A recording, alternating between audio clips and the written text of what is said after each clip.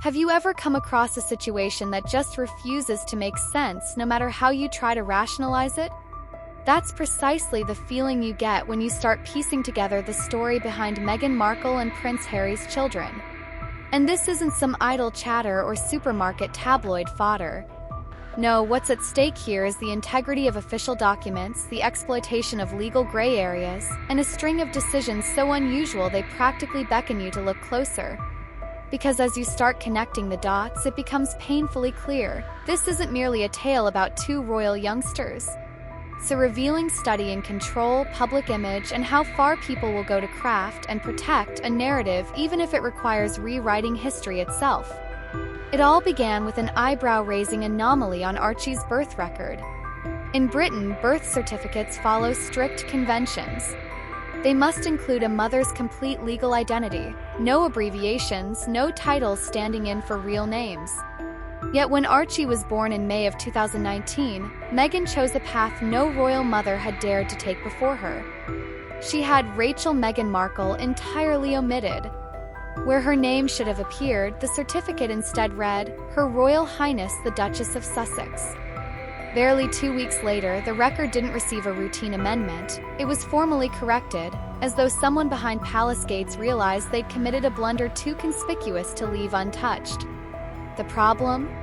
Even the correction defied common sense. From the Queen's children to Kate Middleton's, every royal birth certificate carried the mother's given names. So why, in Meghan's case, were they struck off the record altogether? Some claim she simply wanted a loftier, title-driven presentation.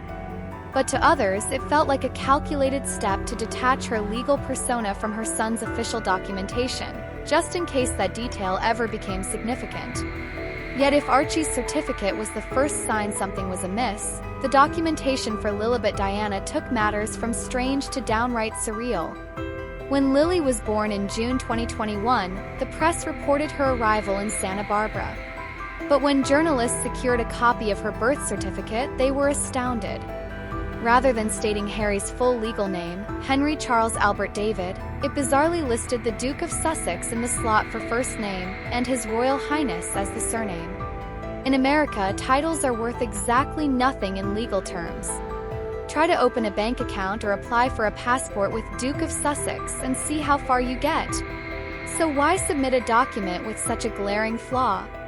More confusing still, Meghan's complete name was present on Lily's paperwork, the exact opposite of what she'd done with Archie. One child with no maternal name, one child with no paternal name, and neither certificate was ever officially rectified. If you can look at that and not feel it was deliberate, you might not be looking closely enough. And then you have the persistent rumor that refuses to die, despite repeated attempts to swat it away. The claim that Lily was not delivered in California at all, but in Colorado. Sounds implausible? Maybe. Until you learn that Colorado has uniquely flexible surrogacy laws. Unlike California, which generally requires that a surrogate's name appear on the initial record, Colorado allows intended parents' names alone to be listed from the start. No surrogate ever needs to be acknowledged publicly. Coincidentally, or perhaps not, Colorado's legal framework for surrogacy became even easier to navigate right around Lily's birth. According to whispers among those who claim insider knowledge, a 23-year-old woman in Colorado quietly gave birth in early June. She signed an NDA so airtight she essentially disappeared. Within days, Meghan and Harry announced their daughter's arrival, without a single authenticated photo showing mother and baby in a hospital setting. Maybe it's a coincidence. But stack that against the other inconsistencies, and it begins to look a lot more like a premeditated maneuver. When speculation mounted, Meghan tried to neutralize it by revealing she'd experienced a dangerous complication, postpartum preeclampsia, during Lily's birth. She described it as harrowing and traumatic. True, that's genuinely tragic. But here's where the timeline strains credibility. Mere weeks later, Meghan was seen in public, glowing, energetic, with no trace of someone recovering from a life-threatening medical ordeal. Meanwhile, Harry was in Aspen, grinning at a polo match. If your spouse had narrowly survived childbirth, would you be playing polo within a fortnight? The whole scene didn't merely seem casual, it looked orchestrated. And it fanned the suspicion that perhaps Meghan wasn't the one who endured labor at all. The issue of paperwork deepens the mystery. In the US, what the public saw wasn't a final, certified birth certificate, it was an interim document known as a certificate of live birth, which hospitals issue before the official state record is completed. Usually, the proper certificate comes later, stamped and sealed, confirming everything beyond question. But to this day, no one has ever laid eyes on Lily's finalized California birth record. It's as if that preliminary form was simply enough to serve a press release, but never meant to be the permanent evidence. Which leads to the obvious question: what does the real document say, and why not produce it to end all doubt? That missing legal name isn't an incidental oversight. It has real consequences. Without Harry's lawful name on the certificate, he technically has no enforceable parental rights under American law. No automatic claim to custody, no unassailable inheritance rights, no voice in the child's future if Meghan ever chose to leave. If that sounds implausible, consider how Archie's paperwork did the exact opposite, stripping Meghan's name instead of Harry's. 2 children, 2 records, and each one ties a single parent more closely to the child. Once could be clumsy bureaucracy, twice suggests intention. But it's when you start to consider why this might have happened that the story veers into explosive territory. For years, gossip has swirled that Harry suffered a childhood injury, some say a hernia complication, that compromised his fertility. While never officially acknowledged, this rumor has circulated persistently. If Harry did struggle to father children naturally, the involvement of a donor could explain the odd insistence on incomplete documents. After all, in the United States, legal parentage hinges either on genetics or valid records. Lacking both leaves a gaping vulnerability. Even Meghan's demeanor when discussing her children has fueled questions. She often speaks of Lily with a sort of tender reverence, describing her in ways that feel deeply personal. Yet when she mentions Archie, her tone occasionally becomes detached, more formal, as though she's outlining a role rather than expressing maternal affection. Maybe it's simply the way she talks. Or perhaps there's a deeper truth, that Lily is her genetic child while Archie is not. It's a theory few dare voice outright, but it neatly explains many of the peculiar choices surrounding paperwork, announcements, and public appearances. There's also the matter of timing. In July 2020, Meghan shared that she'd suffered a miscarriage. Just weeks later, she was seen entering a discreet Beverly Hills fertility clinic, carrying a small cold pack, precisely the sort used after egg retrieval. Less than a year afterward, Lily was born, and the surrogacy rumors were already rampant. Meghan could have quashed them definitively by providing clear, official evidence. Instead, she released a polished video for Lily's first birthday, purporting to show the delivery room but with no medical staff, no protective equipment, and lighting that looked suspiciously like a film set. During a global pandemic, when hospitals imposed strict visitor limits, somehow none of those restrictions applied. Rather than resolving doubts, the footage only intensified them. That's the thread unspooling through every part of this saga. Omissions that feel intentional, disclosures that seem carefully staged, and details just slightly too perfect. Each time you think the matter is settled, another inconsistency pops up. Another document fails to align. Another timeline collapses. It's as though the entire narrative has been constructed to keep the real story hidden in plain sight. And we mustn't forget, these children aren't ordinary private citizens. They occupy positions in the royal line of succession. If it were ever proven that their births violated centuries-old protocols, or that their parentage isn't what's been presented, it wouldn't simply humiliate Meghan and Harry. It would plunge the monarchy into a crisis of legitimacy. In an institution that survives on the sanctity of lineage, even a single secret has the power to topple everything. So the question is no longer whether something is being concealed. It's when the truth will finally emerge, and who will be willing to speak it plainly. Because secrets, no matter how artfully hidden, eventually find the light. And when they do, they don't just shift perceptions, they force a reckoning with reality itself. And if you believe this is all some elaborate fantasy concocted by idle onlookers, just watch how the Sussexes react whenever these questions surface. Pattern is always the same: swift denials, vague threats of litigation, and a carefully timed distraction, an earnest interview, a charitable project, or a batch of professional photos to change the subject. It's crisis management by the book. But no matter how glossy the PR, the records themselves never quite reconcile. And no press release can make them disappear. Even the official announcements contained peculiar omissions.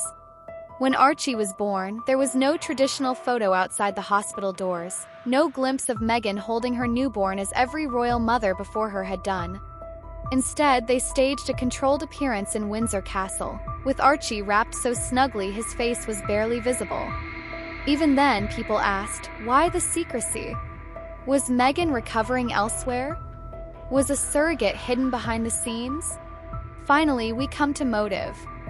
Some will say it's all about protecting privacy. But true privacy doesn't require erasing names from vital records or manufacturing theatrical videos.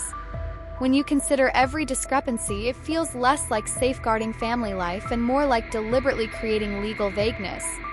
Because in matters of inheritance, custody, and dynastic legitimacy, ambiguity is a shield, and sometimes a sword. Look carefully at how their legal representatives handle these inquiries. Journalists who press for clarity are met with curt dismissals and reminders about defamation. But they never receive the one thing that would end speculation permanently: an unredacted, certified birth record showing all the facts. For a couple so invested in controlling the story, that silence speaks volumes. It leaves a vacuum, and in that vacuum, suspicion flourishes. Perhaps the most unsettling possibility is that none of this is mere strategy. Some suggest the real driver is fear. Fear that if the truth emerged about donor conception or surrogacy, their children's titles could be challenged or revoked. The monarchy may have modernized in some respects, but it still clings to the notion of an unbroken bloodline. In that world, perception is paramount. If the public ever accepted that Archie or Lily were born unconventionally, it would unleash a wave of legal and constitutional chaos no one in the palace wants to confront. And so the royals stay silent. They keep their distance, hoping the questions will eventually fade. But instead, every unanswered detail attracts more curiosity, more speculation, more scrutiny. And maybe, buried beneath all this artifice, lies a simple truth. Truth doesn't need to hide. It doesn't rely on doctored documents or staged imagery. It stands on its own. So when it comes to Archie and Lily, and the mysteries locked behind sealed files, it's fair to wonder, if everything really is as straightforward as they claim, why does it all look so meticulously arranged to seem otherwise? And there's something to be said for how generations before handled such delicate matters. Royal families have always cherished formality and ritual because they preserve stability. Every detail, from christening gowns to birth announcements, has been meticulously planned to reassure the public that continuity endures. That's why, when these inconsistencies crop up, they feel so jarring. They break from centuries of precedent. They signal that perhaps the old ways are no longer being honored, and that alone is enough to unsettle those who care about tradition. Observers who have studied royal history can't help but draw comparisons to past scandals. Think back to Edward VIII, whose abdication triggered a constitutional crisis precisely because he put personal choices above duty. While times have changed, the principle remains. The monarchy isn't built solely on personal preference. It's built on trust in the lineage, the process, and the public record.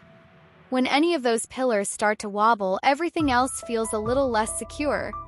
This is why even some supporters of Harry and Meghan quietly admit that they wish the couple had handled things differently. Not because they oppose privacy or modern parenting, but because clarity prevents suspicion.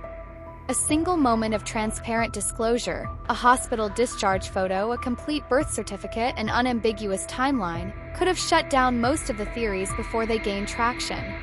Instead, each carefully curated fragment of information only invited more speculation.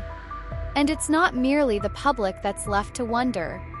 Insiders say palace aides were blindsided by the lack of standard procedure. They reportedly scrambled to confirm details, only to find that even their own channels didn't have full documentation. That gap has bred tension between the Sussexes and the rest of the royal household, a friction that lingers to this day. 'Cause in any institution, especially one as old as the British monarchy, process is everything. When you circumvent it, you risk losing allies. Then there's the question of precedent. These children's records remain ambiguous and are ultimately accepted without scrutiny. What message does that send for the future? Could any royal couple simply pick and choose which details to disclose, confident that the palace will look the other way? Such an approach might seem convenient in the moment, but it erodes the bedrock of public confidence over time. Even now, years later, journalists still file freedom of information requests trying to access verifiable documents. Each request is met with stonewalling or legal threats or both. The more these efforts are suppressed, the more the story refuses to fade. Because there's a stubborn truth in the public imagination: if something is being hidden, it must be important. And that perception, once embedded, is almost impossible to dislodge. It also bears remembering that the Sussexes have built a large part of their brand on authenticity, on being the ones to finally speak candidly about royal life. That makes the contrast all the more striking. When a couple so determined to tell their truth becomes opaque on such fundamental matters, it creates a dissonance. It invites fair-minded people to ask whether their version of events is as honest as they insist. The heart of this is a deeper, older question. What does it mean to belong to an institution like the monarchy? For generations, royals have been expected to put duty and clarity above personal comfort. That bargain, however imperfect, was understood and accepted. When modern royals appear to discard it in favor of carefully managed ambiguity, they risk undermining not only their own standing but the delicate trust that binds the institution to the people. And so, even now, the questions remain suspended in the air. They may not be front-page news every day, but they haven't gone away, and they likely won't until someone somewhere decides that transparency matters more than appearances. 'Cause as history has shown time and again, the longer you postpone the truth, the more explosive it becomes when finally revealed.